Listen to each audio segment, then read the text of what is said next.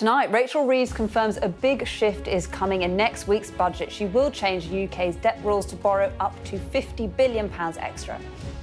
The Chancellor sat down with Sky News at the IMF in Washington, where she's tried to reassure the financial markets the extra cash will be used to fund long-term capital spending projects and won't be used to fund tax giveaways. There are massive opportunities to invest in Britain and to get the growth and the jobs of the future here for the UK, and I'm determined to do that, but it's not possible under the current rules. Also tonight, as the Commonwealth Heads of Government Summit gets underway in Samoa, we'll ask if the UK could and should change its position on reparations for the transatlantic slave trade. We're going to get a rotation. As plans for an independent regulator for football are finally unveiled by the government, will this secure the future of English professional football? I'll be joined live by the EFL chair, Rick Parry. And on the day when the current Chancellor is openly telling us about huge decisions being made in next week's budget, we've got a quiz for you on a now bygone era when budget leaks were a very serious business indeed. All that and more with Caroline Flint and Nimco Ali, who'll be with me for the next hour. It's 7 o'clock live from Westminster, and this is the Politics Hub.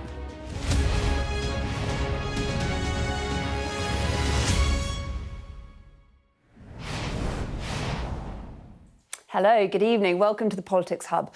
Well, there are 6 short nights to go until the budget. I'm sure you're all just as excited as we are, or by now you might well be fed up of all the speculation. But something important has happened today. The Chancellor, Rachel Reeves, is at the International Monetary Fund in Washington, that pillar of global monetary stability, where she's effectively revealed what's in the budget. She's confirmed she's tweaking the borrowing rules to free up billions of pounds for spending, to pitch role to that extent where the Chancellor is announcing on TV the week before the budget what is coming would have been unthinkable not so long ago. She wouldn't be doing this if she wasn't at least a little bit worried about the market reaction, if the country wasn't still a little bit nervous about how the world sees it and scarred by Liz Truss's mini-budget. Rachel Reeves is banking on the fact that she'll have the market confidence and the credibility to borrow without consequences. And closer to home, there's another tension between splashing the cash on future projects to get growth and squeezing day-to-day spending. How does she sell that to the party and to the public? Well, Paul Kelso's been speaking to the Chancellor. We'll come to that in a minute. And first, let's go through the main headlines from what the Chancellor has been announcing at the IMF in Washington about how the government rules when it comes to spending and borrowing are being changed. Well, Rachel Reeves told us this, that day-to-day spending must be funded by government revenue rather than borrowing. But the rules, that's going to remain, I should say, but the rules around debt will be redefined, changing the way that debt is measured when borrowing is considered. The result, an additional £50 billion of scope to borrow, provided it's funding investment in the economy. Well, the Chancellor has been outlining all of this to our economics and business correspondent Paul Kelso at the IMF. Let's hear from him now. Rachel Reeves has announced a very significant change to what's known as the fiscal rules, a dry term for a very important issue. Fiscal just means tax and spend policy, so it's how the government accounts for its finances and what it can spend on public services and on investment. There are 2 fiscal rules. The first is that day-to-day spending should be covered only by tax receipts. You shouldn't borrow to spend on services like the NHS and other services. That's not going to change. But the second fiscal rule will, and that governs debt, how much the government can borrow. Currently, it uses a measure that has allowed very little room for borrowing for investment under the current calculations. And Rachel Reeves, despite saying before the election she wouldn't change it, is now going to change it. She wouldn't tell us what measure she'll use, but essentially it will create perhaps up to £50 billion more room for borrowing over 5 years for investment. Now, I've been talking to her here in Washington, where she's attending her first meeting of the International Monetary Fund and where she's chosen to make this announcement ahead of the budget. This is what she told me. I'll be setting out two fiscal rules at the budget. The first, the stability rule, that day-to-day spending will be funded through tax receipts. That's something the previous government never achieved, and it's something that is so important for the sustainability of the public finances. The second rule will be the investment rule, which will be to get debt down as a share of GDP. But I can confirm today that we will be measuring debt differently. I'll set out the details to the House of Commons at the budget next week. But the reason we're doing that is because there are massive opportunities to invest in Britain and to get the growth and the jobs of the future here for the UK. And I'm determined to do that. But it's not possible under the current rules. And so I've listened to what the IMF have been saying, but also UK economists like Gus O'Donnell and Andy Haldane and Jim O'Neill, who are all saying you need to free up money for investment. And so I can confirm that we will be measuring debt differently so that we can free up that money to invest. Can you tell us how you will change that rule, or perhaps more usefully, how much you might be able to borrow more as a consequence? I'll set out all those details to the House of Commons when I deliver the budget next week. But under the plans that I've inherited from the previous Conservative government, public sector net investment as a share of our economy was due to decline steeply during the course of this Parliament.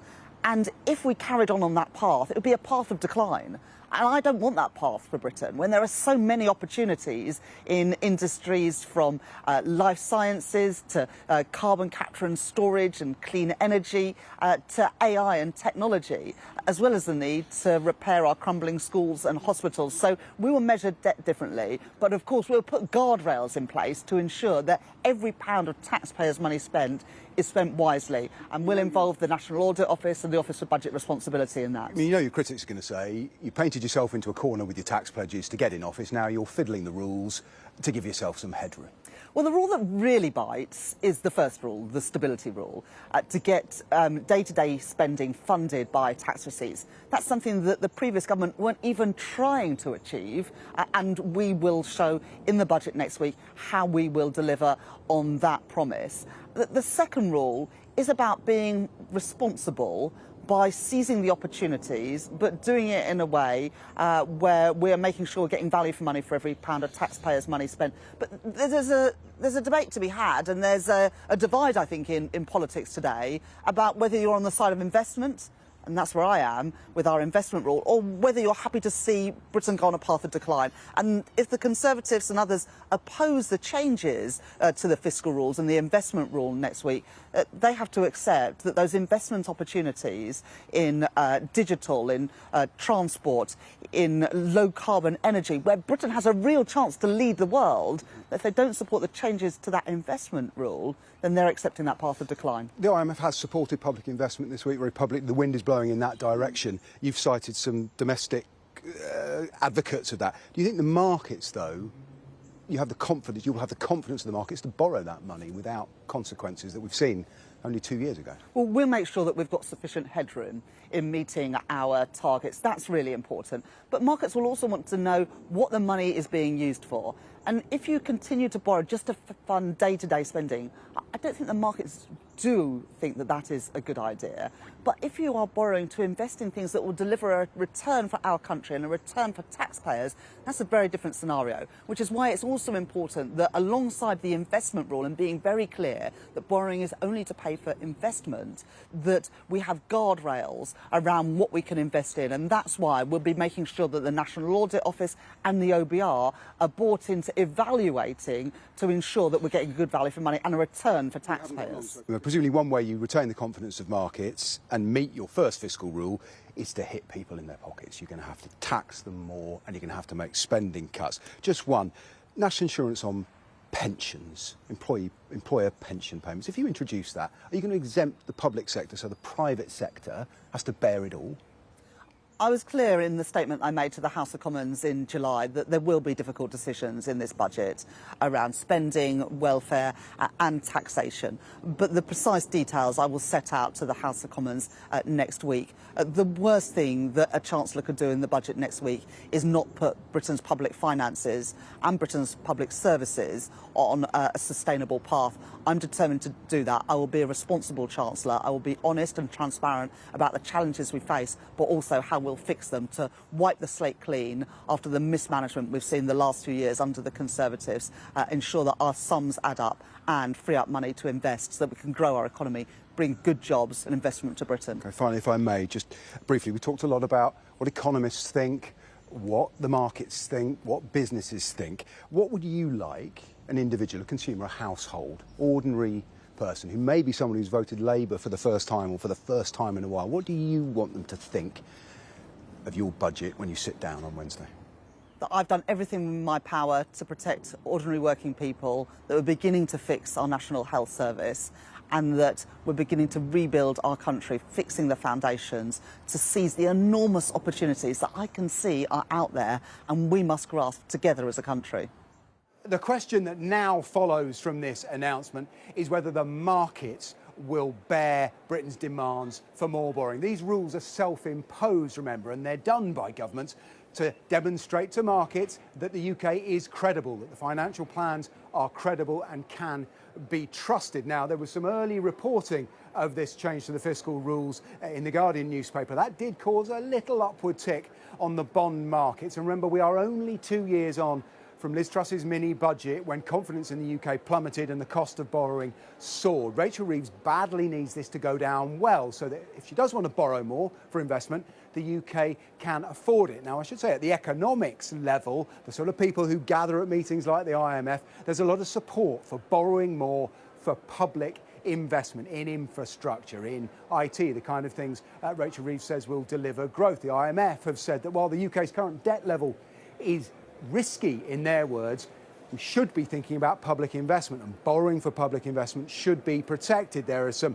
heavy-hitting UK economists we heard Rachel Reeves cite as supporting this. So at the moment, the economic wind seems to be blowing in favour of these proposals. Of course, politically, she's going to get an enormous amount of flack. The Conservatives' response is, as I put it to Ms Reeves, she's just rewriting the rules because she painted herself into a corner. They're going to allege that this is a breach of manifesto promises. She takes the view, we heard her put it quite rightly, she's trying to get ahead of that argument, ahead of the budget. If you aren't in favour of this kind of borrowing for growth, then you're anti-growth, and that's the charge she will try and level on her critics. All of this, I think, an attempt by the Chancellor, after weeks of speculation over this long-awaited budget, the delay causing a bit of a dent in business confidence in itself. She's trying to get ahead of it and set the terms of a budget that, for all her positive gloss today, will be painful for many.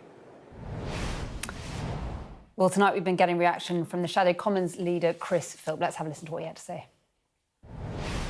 Well, first of all, the Chancellor has been dishonest with the British public. She promised before the election she would not fiddle the borrowing rules. She fought and won the general election with a certain set of plans, and within a matter of weeks she has ripped those up, and worse than that, she's ripped them up in America. She hasn't even had the courtesy of telling the House of Commons. So these are broken promises, huge amounts of extra borrowing that were not disclosed during the general election.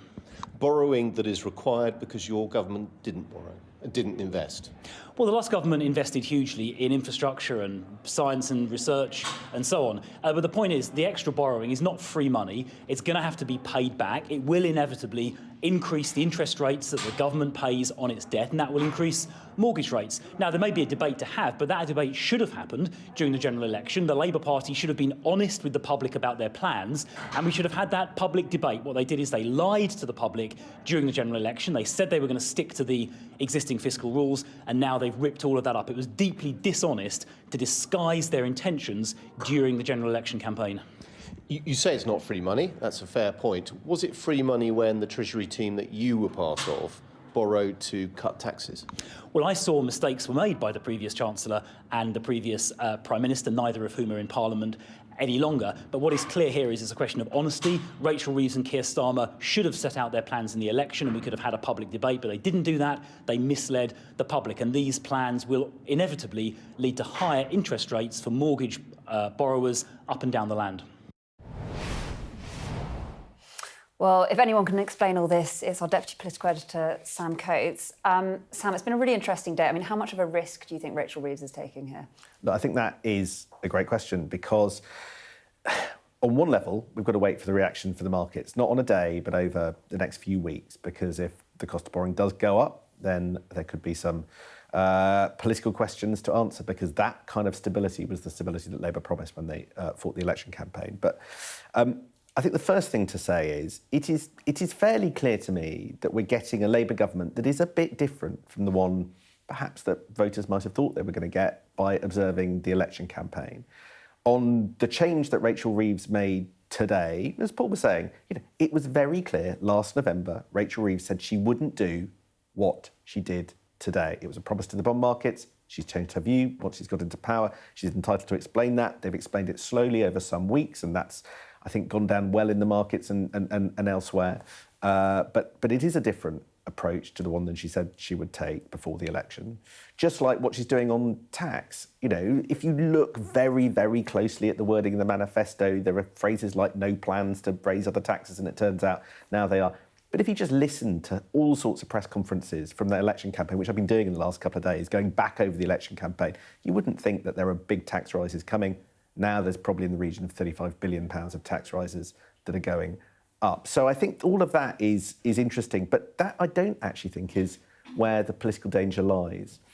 What Rachel Reeves is calculating is that actually what's needed is urgent investment and money going into the system, and that there does need to be some checks written, be it for the NHS, be it to employ teachers, possibly for the military, and on big sort of shiny projects, railways and all the rest of it. And the question is, do people start feeling the benefits of that quick enough and in a sustained way? And I think that there will be a lot of tax rises, but the question I think for Rachel Reeves and for this government is there enough improvement quick enough, or are the squeezes elsewhere because of problems with parts of the budget and generally a reticence to get on with things in some areas actually mean that people don't feel the benefits of what she's going to do? Does the good news trump the bad news, or is it the other way around after Wednesday? Really interesting. OK, lots to look forward to. Thank you so much, Sam Coates there, our Deputy Political Editor. Well, reaction to the Chancellor's comments today is sure to feature in tomorrow's papers. We'll have our extended press preview from 10:30 this evening with tonight's news and tomorrow's headlines. Joining Anna Botting will be the columnist at the Belfast Telegraph, Alison Morris, and Deputy Editor of Conservative Home, Henry Hill. Right, let's bring our duo in for this evening, shall we? Former Labour Minister Caroline Flint and campaigner and former government advisor, Nimco Ali. Thank you both so much. Lots to get through this evening. I thought that point that Sam made was right, Caroline. I mean, there's a big tension here, not just over what the markets are going to do, but over what's actually, are people going to feel it in their pockets because day-to-day spending could still be squeezed? Yeah, absolutely. And look, I think it's absolutely right, the suggestion of what's going to change next week when Rachel Reeves stands up to deliver her first budget. I think, governments of all persuasions have sought to invest in the country, and I think that's a good thing, not just spending money on the day-to-day, but doing the sort of reforming investment that you need to get a country going, and that's been part of our past. I don't think we paid off all the stuff from World War II and the post-reconstruction until late into the Tony Blair government, maybe even later than that. But Sam is right on it. I just did a quick, on the back of an envelope calculation, I think there's something like 1,300 days till the next election. What are you going to invest in? How quickly are some of those projects going to have shovels in the ground for people to have a sense, if not within those 1,300 days, the country is moving? Because part of the investment should be also making the right choices about the projects. Glad that the NEO and others are going to be involved in monitoring all this, but also how it attracts other investment to match fund investment the government might be doing, or to bring other investment into those communities where we're improving transport links and everything else and building homes for people. So, yeah, I mean, I think that one thing they've done very well is, compared to some of the other issues, is, as you say, they've pitched the role on this very well. People will ask whether that's appropriate before a budget, but they've done this much better than, say, the winter fuel payment. And of course, we've had this large gap from the general election, which everybody's been filling with their idea about what's going to happen next. So on this one, you know, I think she's onto something. But again, it's about what happens when you start taking that money that you're going to create to invest in making the right choices and really having something that people can see something delivering for them. Yeah, I mean, she's not the first Chancellor to talk about growth and bringing in an investment. Do you think it's going to work this time again? I think it is going to work, but I think one of the things that Caroline said is the fact that there are people who are going to feel the squeeze, and I think those people are going to be those that are living in London and other cities, so people like myself, the millennial generation. But I think we're happy to have more taxes if we're going to get more services. So, for example, if there are more teachers within the school system and it means that the classes sizes get smaller, that's fine. If there's the ability to get a dentist, happy to be taxed. If you're able to get a GP appointment, happy to be taxed. So I think it is that whole thing of like, if you don't mind paying more taxes and being squeezed, if public services are really going to be improved. Do you think we will see public services improved in the time they've got? Well, look, it's a long-term plan, isn't it? It is about funding, possible, but to be honest, it's about smarter thinking Yeah. in the NHS and our social care, and also those other people, our colleagues in local government, the voluntary sector, who also contribute to everybody's health and well-being. We spend a huge amount of money on the acutes hospitals, through the emergency departments, through people in beds there, because we cannot get those people back into those homes where those patients dearly would love to be. So we are constantly, you know, feeding the dragon. And it's not solving the problem of what we need in terms of primary care. That's why, you know, Wes and the government are right. It's got to be about, you know, from hospital to community. It's got to be about from treatment to prevention, and also using the advances of digital technology. Now, again, that's not going to happen quickly. We have to stabilise the NHS in the meantime and deal with some of the key issues that Nimco's raised. But actually, it can't be about feeding a system that currently is not delivering. And I think, you know, staff in the NHS recognise that as well. 100%, and they are up for change. Feels like it's been, I mean, more broadly, it's been a real week of reform, you know, where they've been wanting to talk about reform. And this, we should say, is a week where there's been a bit of a reset in government after Sue Gray was moved. Morgan McSweeney came into that job. And it does feel, particularly at the start of the week, they were talking about the NHS one day, prisons the next. It feels like maybe they have managed to grip the agenda a little bit more this week. Hooray! I think they have, and I think that's great. And I think so. I know that Caroline just did the calculation, said it's like 1,300 days till the next election, but I think that's a long way away. And I think one of the things is that with Liz Truss's budget, it was at the end of a government, it was at the end of a parliamentary term, so everybody was looking towards an election, and there was a lot of attack on that. But I think I would also just like the Conservative Party to tamper down and actually give her a chance in order to do this, because in order for confidence to be there in the budget, I don't think we need to be talking down the country. Ultimately, if this budget doesn't go the way that it needs to, because we're talking down the budget and we're talking down the economy, it means that we're all going to suffer. So 100, like, you know, what, 1,013.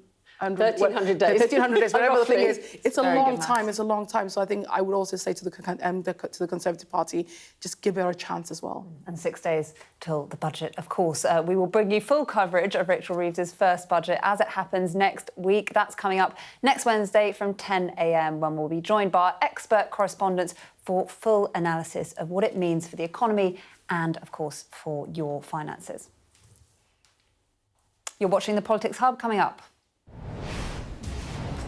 we've got a quiz for you on what it feels like a more innocent era, days of the controversial pre-budget leak. And something Sakir might be more keen on discussing, football and the proposed new watchdog. We'll hear from the chair of the EFL.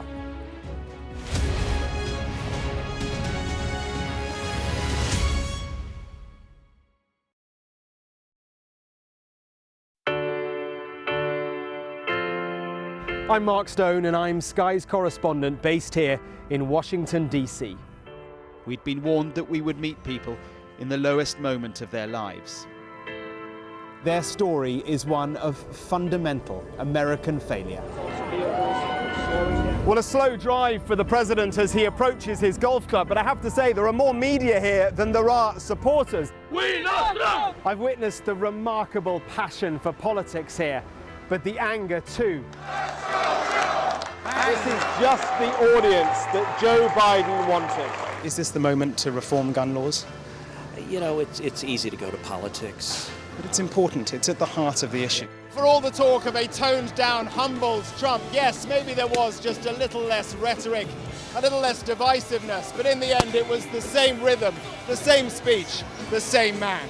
All them people that died in Russia and Ukraine, they'd still be alive today if Donald Trump was president. If it was my wish, have a businessman that's strong like Trump, but maybe just doesn't say as much, you know?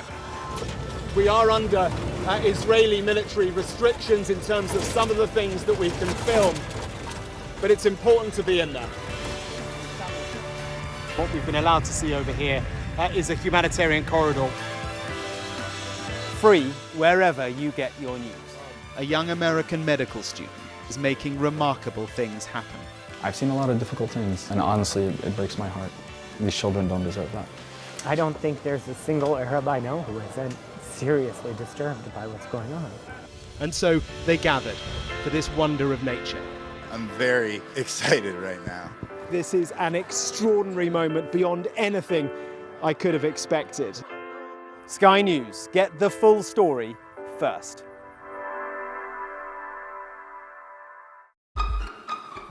We've got your Sunday mornings covered.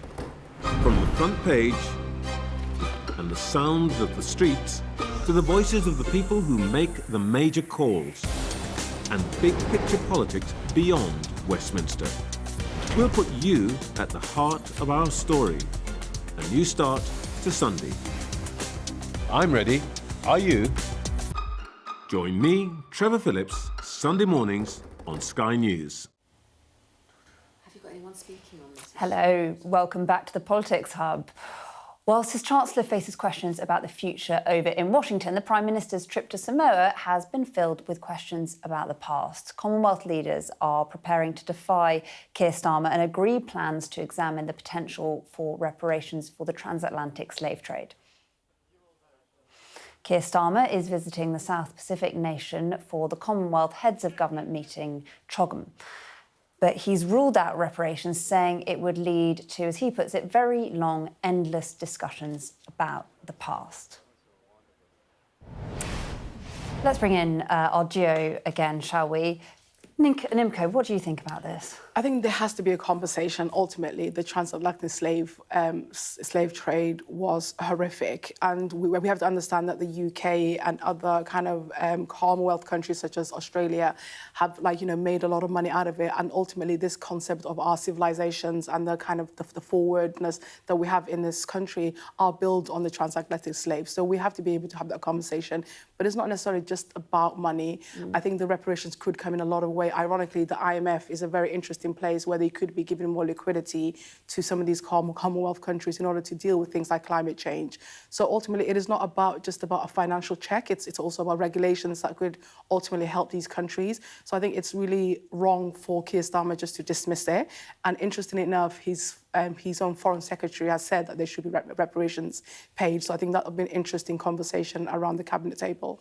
I mean, I guess, is there a broader conversation too, Caroline, on the usefulness of the Commonwealth? It feels like quite an interesting one where we've had people at this sort of rival summit almost in Russia. We've got this tension about slavery reparations. It's not going that well, is it? I mean, it's interesting about the Commonwealth because I think one of the legacies of Queen Elizabeth II was re-establishing the Commonwealth during her reign. And when she took over, there was a point at which obviously lots of these countries were seeking independence. Would it have survived, the next, 50-odd years? It was in doubt. She contributed a lot to that. Look, I think it's, it's still there. It still has a role. I agree with Nimco. I mean, there's something about, how prepared perhaps the British government, the UK government was going into this, because it's not surprising. There's a new administration in town. Of course, those countries who are so affected by the transatlantic slave trade are going to want to have a conversation about this. But I think the part of it is where does it take you? I think Heirs of Slavery have done a report that they are estimating, I'm not saying everybody's saying this, something like £18.6 trillion reparations. That's 6 times the UK GDP. It ain't going to happen. However, part of diplomacy is finding some of the right language to get through this. There is a lot our country could do around dealing with historic debt. There's a lot our country could do with financial institutions at looking some of the trade treaties that actually were post-World War II that were penalising to a lot of these countries. And then, of course, whether it's climate change, skills, growth, I think there's options there for where not just the UK, but certainly the UK could play more of a role. It's a bit of it's possibly an unnecessary start to the first meeting of this body. I don't actually think it's an unnecessary start because of the place it's in. So even I think even the King's speech and his visit to Australia was tone deaf. I think there should have been a little bit of humility and a little bit of apology of the experience that Aboriginal people have had. Even myself as a black woman going to Australia was actually a fundamental moment for me to see Indigenous people being treated the way they are in their own country, being second-class citizen to a certain extent. The UK has committed horrific crimes against humanity in that sense, but it doesn't mean that we're not a beacon of hope as well. We are a member of the G7, we are a member of the Security Council, so we have fundamental principles and duties of care to people who are still dealing with the legacy of the things that we've done and a legacy which we are still benefiting from. And I think that's the difference. And I say this as somebody that doesn't necessarily believe in the abolishment of the monarchy and all these other kind of things. I respect history, I respect these things, but we have to fundamentally understand, for example, the way debt is calculated on a global stage is very unfair to African and Caribbean countries. So as the head of the Commonwealth, we could use our positions in the G7 or even at the... So there's lots of things. There are I a lot of guess things that we can kind of do. on the money point, as Caroline was saying, it's trillions of pounds. It's quite hard to sell to your average sort of taxpayer in the UK. We've just been talking about that problem here. But is it really, though? Is it really? Because the whole point is not about signing a cheque for trillions of pounds. It's actually by saying a way that, so Barbados, for example, can borrow in a way which actually means that it can actually build and safeguard its country against hurricane season. So there are other things that we can kind of do. So this money doesn't necessarily have to come out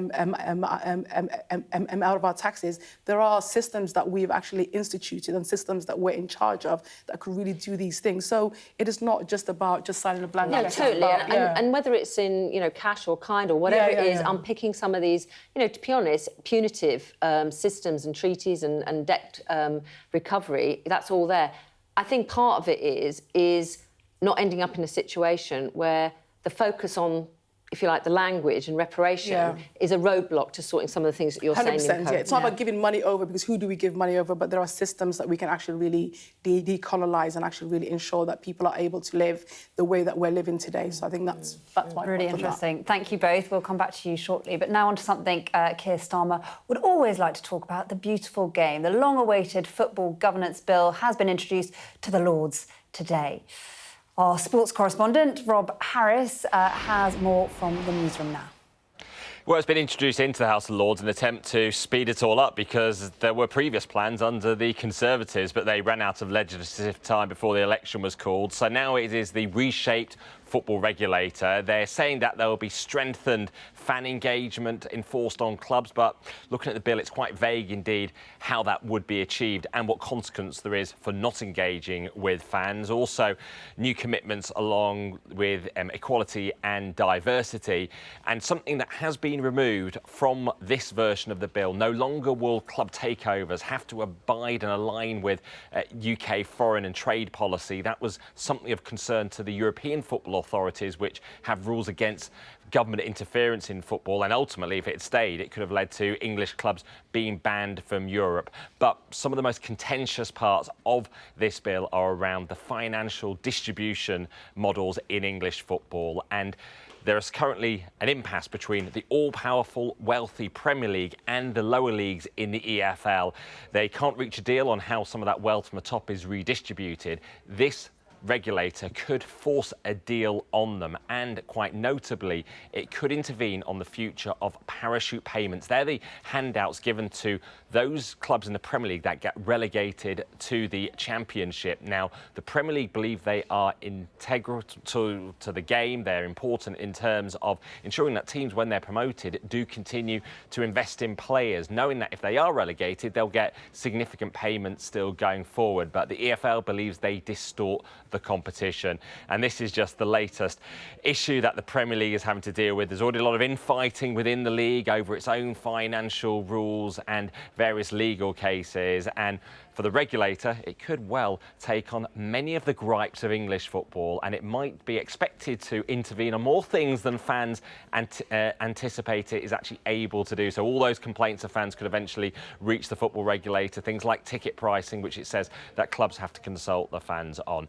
The task begins tomorrow to advertise for the job of the ultimate referee of English football, the regulator. It's going to be a 3-day-a-week job, £130,000 a year. One name that is in the frame, having previously expressed interest, is the former Labour Chancellor, Ed Balls, who's also been the chairman of Norwich City. Really interesting. Thank you, Rob. Well, taking a keen interest in how this develops will be the chair of the English Football League, who I think is going to join us shortly, Rick Parry. There he is. Hi, Rick. Thank you so much for joining us. I'm presuming you welcome today's news. Yes, we do. I mean, we've supported the concept of the regulator going way back to Tracy Crouch's fan-led review, to the government white paper. We supported the introduction of the bill 9 months ago. It's been a long wait. The bill has been strengthened, we believe. There are certain enhancements, and full marks to Labour, I think, for grasping the issue promptly, seeing it relatively high up the agenda. So we embrace the need for better regulation. Football hasn't regulated itself, and we only have ourselves to blame. And remembering the fundamental purpose of the regulator, it is all about ensuring sustainability of English football for the benefit of fans and communities. That means financial sustainability for clubs, financial sustainability for the pyramid as a whole. So, yes, we embrace it, we welcome it, and we look forward to working with the government to deliver it. I want to ask you a bit about parachute payments. So this is when clubs are relegated from the Premier League and have continued financial support. What's the issue with that? Well, the issue very simply is we believe it destroys a competitive balance within the Championship. So back in 2010-11, total value of the parachute payments was 30 million. 10 years later, they'd increased to 233 million, at which point they represented 39% of the combined turnover of all 24 Championship clubs. They were a cuckoo in the nest of the Championship. As I said, they destroy competitive balance. And the problem with the previous bill was they basically said the regulator couldn't touch them. They couldn't be addressed at all via the backstop, which we said was a complete nonsense. It really meant the bill was fiddling while Rome burns. We haven't asked for parachute payments to be eliminated, to be terminated. All we've said is it's really important that they are able to be addressed as part of the total distribution package. That's what this bill now does. We're not trying to kill relegated clubs. We want relegated clubs to be as sustainable as any other club within the pyramid. All we ask is that the whole issue of parachute payments can be addressed alongside other forms of redistribution, which is how the bill is now structured. Do you think there's going to be any impact on investor confidence? We think the whole bill is going to enhance investor confidence, because we think if we've got better regulation, a better structured business, fairer shares of revenue, and again, our absolute aim is to make sure that we can have sporting jeopardy, but without the financial catastrophe. So really important for clubs to rise and fall, to move upwards and downwards through the pyramid without undue financial stresses.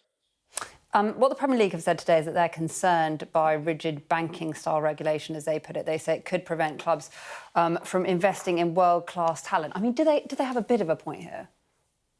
No, we don't think so. I mean, the Premier League is so far ahead of every other league in Europe in terms of how much it pays players. So back in 2008-9, they were paying 560 million more in wages than the other European leagues. 10 years on, it was 1.9 billion more. 2 years ago, 2 billion more. Now it's 2.2 billion more. They're so far ahead of all of their competition that any suggestion that the Premier League is going to be dumbed down or not be competitive is frankly ludicrous. And why would we want the Premier League to be dumbed down? What we need is a thriving, healthy Premier League at the top of the pyramid. It's the Premier League everybody aspires to be in. It's the Premier League that drives and generates revenue. We all want a healthy and thriving Premier League so that everybody has something to aspire to. The other thing this bill is going to do is make sure that clubs engage with fans about ticket prices. How bad do you think that situation got? We have no issue with the tightening of the fan engagement procedures. Rob said it was a bit vague. We don't think it's that vague. We think that clubs are required to carry out effective engagement, and effective engagement really means it can be measured. Ticket prices is one subject for clubs to consult on. There are other matters for them to consult on. Point has been made. It is for clubs to make the final decision. What they have to demonstrate is they have properly consulted with their fans. Many clubs are doing that already. We don't think it's going to be unduly burdensome. But again, in terms of remembering this was a fan-led review, it derived from really two problems. One, the demise of Bury, then the Super League proposals, both of which had major impact on fans. So proper engagement, proper consultation with fans shouldn't be an undue burden for any club that's well run. You congratulated the government for the announcement today. Do you think they care more about the sport than previous governments? I think it's unfair to say the previous government didn't care. We had a lot of engagement. I think a lot of the MPs, particularly the northern MPs, the Red Wall MPs, I think what they absolutely understood, they may not have been football fans, what they absolutely did understand then was the importance of their clubs in the communities. And again, fundamental purpose of the regulator is remembering the importance of clubs to their communities. This government, we only have one club at the moment with a Tory MP. We have a lot of Labour MPs represented, but again, they absolutely understand how vital to their communities. Clubs really are the beating heart of their communities. As we see, whenever there's a problem, when a club is in danger of going bust, it's the communities that ride up. It's the communities that care. So I think government absolutely gets that healthy clubs right across all of the communities is a good thing right across the nation. All right, Rick Parry, Chair of the EFL, thanks so much for joining us on the Politics Hub this evening. Thank you. Coming up next, we'll speak to the SAS veteran who's demanding special forces are protected from human rights prosecutions in the line of fighting terrorists. In a pre-budget leak, anything new? Is it anything new? Not at all. We'll quiz our panel on previous headline examples.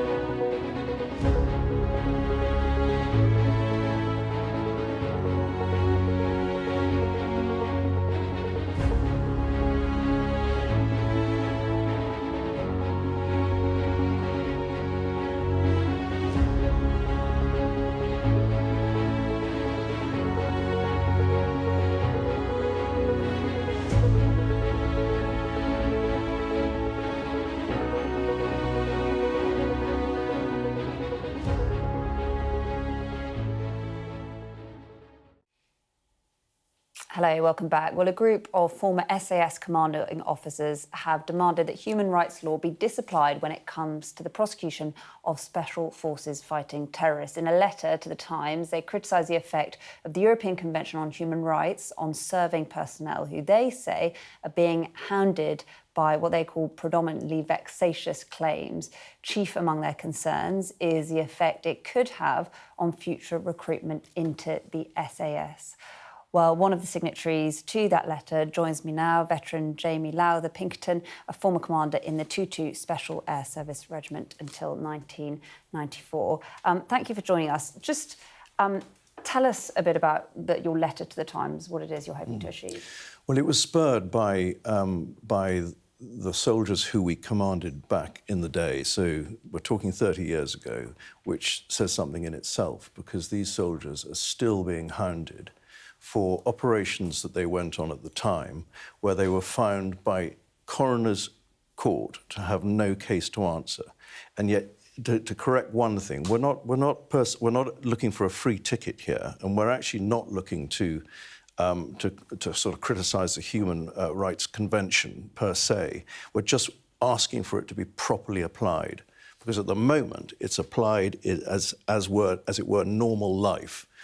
There is an article, or a derogating article, which would have applied at the time, which is Article 15, which would have stopped this harassment if it had been applied. And it's when you're in an emergency rather than in normal civilian life, if you see what I mean. So, yeah, I'm slightly confused, because Article 15 explicitly prohibits any derogation in respect of the right to life, except in the context of lawful acts of war. Well, it's war or national emergency which threatens the life of the nation.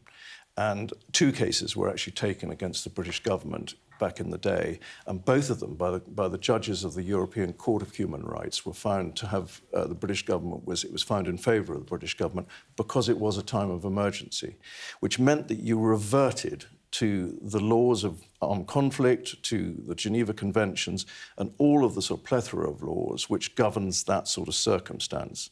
And that's the problem, is that we're being taken retrospectively on Article 2, which is about normal life, back into a time when that was totally irrelevant. And they've been found to have no case to answer in the past, and this has been sort of, if you like, uplifted. And they've spent 30 years being hounded. I mean, I've had one soldier who was a great individual who went out into the night to stop armed men intent on murdering innocent people, and he has been hounded to the point of suicide. He hasn't committed suicide, but there has been an attempt. How then should the SAS be held accountable? Well, as I say, by the normal rule of law. I mean, if we're not held accountable, then all of our credibility goes. We have to operate within the law, but it needs to be law that actually applies to the situation we're in at the time. It's a question of going out into the night, men wanting to go and inflict murder on innocent people with proportionate force and in a reasonable way. These soldiers made the decision, and they were out there to apprehend. And actually, most of the cases, they actually arrested people. But in certain circumstances, in the middle of the night, armed men, as long as people act reasonably and with proportionate force in order to save innocent lives, then, as they did, it can be found to have no case to answer. Why are you bringing this up now, specifically? Well, 2 reasons. One is, contrary to popular belief, your responsibility doesn't end when you retire from the SAS. Those are my soldiers. They are going through hell because I sent them to Northern Ireland in many cases, and it's just a duty of care. They would do the same thing for me. And so that's why I've kept this thing going. But it's been going for 30 years, 20 years. And we've reached the limit where actually it's going to start to affect the attraction of joining something like the SAS, because people are going to think, well, I'll do 10 years service and then I'll be hounded for 15 years on something I've already been found not guilty of doing, if you like. And you're just not going to have any recruits coming forward. And when you do that, you start to affect a national capability. And that will cause the loss of innocent lives. I want to ask you briefly about Robert Jenrick's comments, which I'm sure you saw. He talked about the SAS being forced to kill rather than capture terrorists because the European court will set them free. What did you think of his comments? I mean, to be honest, I know what he said. That's not what I'm interested in. I'm sorry. I'm so sorry. I'm not going to give you an answer on that. What I'm talking about is our soldiers 30 years ago. So it would be quite wrong for me to comment about any SAS operations that have happened since I left. So it's about my lads. OK, I understand that. I'm sure you have seen, though, that charities, for example, Action on Armed Violence, they say that your assertion that cases brought under human rights law are vexation is profoundly misleading. They say that many of these cases involve serious accusations of unlawful killing and extrajudicial executions, not frivolous legal challenges. That's their words, not mine. What do you think they've got a point? No, they have no point. They have absolutely no point at all. This has been investigated at the time. The full forensic in fact, probably the most sophisticated forensic investigations around in the world at the time. CID, scenes of crime, it was all done in order to satisfy the courts at the time, who then found no case to answer. This has been then resurrected up by a misapplication, and I'm sorry to say it is a vexatious misapplication by judges in Northern Ireland and lawyers in Northern Ireland who have been chasing our lads. And if they don't get it with one thing, and they're not getting anywhere, it's the process. It's not actually leading to prosecution, because the coroners at the time said no case to answer. But it's it's the good guys becoming the bad guys, and the bad guys becoming the good guys. And if the British people knew what was happening to their SAS veterans from 30 years ago, they would be appalled. And the problem is it's going to affect the attraction of people to serve in the future. Thank you so much for coming in and talking to us. It's really interesting. Thank you. I wish we could talk for longer, but I'm sure we'll be hearing more from you. Still to come on the Politics Hub. After the Chancellor makes a huge revelation about her upcoming budget, we'll have a quiz for you and our panellists on past pre-budget leaks.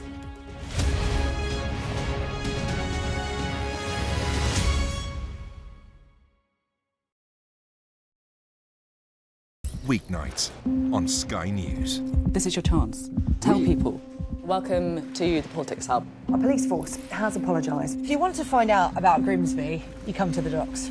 I'm live in Jerusalem. Are you not concerned that that could lead to all-out war? Hello there, good evening. There are fears of an upsurge in violence. What's at stake here? You are watching the press preview, a first look at the front pages as they arrive. Prime Minister Modi is the most popular politician in the country. He is expected to win his third term in these elections. Jubilation in the streets, while some emotional. This is a political victory for Prime Minister Modi and his Hindu Nationalist Party, a promise fulfilled. I'm Neville Lazarus and I'm Sky's reporter based in Delhi. He paid over 50,000 to traffickers to get him to America. Instead, he was kidnapped, tied up, and threatened by smugglers. A commando from the state force walks me through to a Mai Tai village on the front line. Firing to civilians and they're burning our house. We cross to the opposite side, held by the cookies. When they fire, we have to retaliate. Sky News, get the full story first. Companies like these are helping India in its trajectory to be a serious player in space exploration. The enthusiasm is palpable. The young desire change. These elections are a pivotal moment for the country's economic and political history. The concern here is that the public healthcare system is inadequate. In a prayer, she's asking God to help understand what happened. I cannot carry on. God, help me. He says his world has crashed. Like him, there are scores of families searching for their loved ones. Too often have families endured such tragedies for the negligence not only by the administration, but also by spiritual people in this country. Free, wherever you get your news. Even though it has few seats in Parliament, Kashmir is symbolic and very significant. It's often been called a nuclear flashpoint.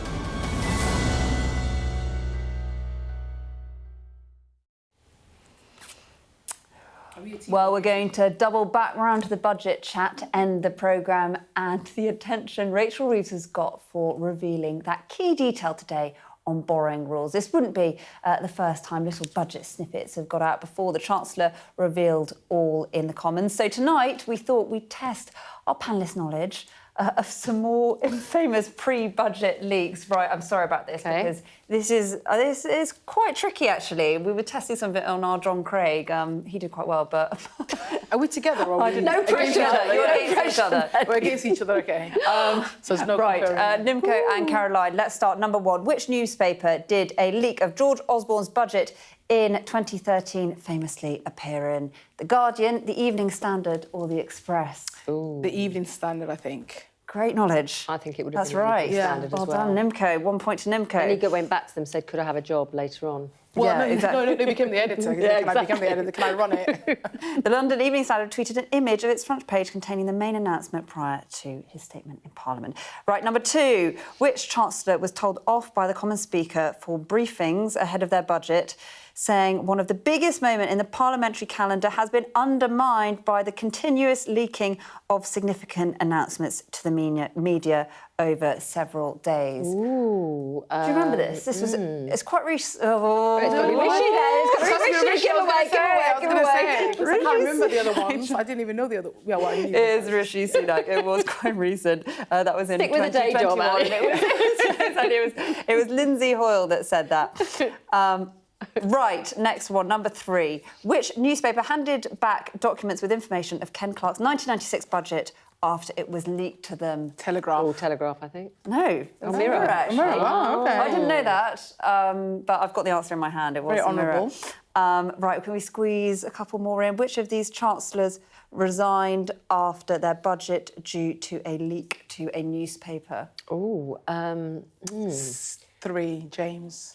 You think it's Callaghan? James Callaghan. No, Hugh it was Dalton. actually Hugh Dalton. This There you was go. in 1947. Not that I was there. When But Clement Attlee was Prime Minister. John Craig got that one, so well done him. I knew the other right. two hadn't resigned, so yeah. Let's do one more if we can. During the budget speech, one Chancellor made a joke. Honestly, I can say this is virtually the only announcement in this budget which hasn't leaked. Philip Hammond. That is right, Philip Hammond. He calls groans and calls in Parliament. You might remember It's the way that. he tells them. So yeah, things have changed a little bit, haven't they? But we have had that very interesting information this evening from the Chancellor, Rachel Reeves. We will get the full budget, of course, next Wednesday. Thank you so much to our panel. We will see you on Monday with Sophie.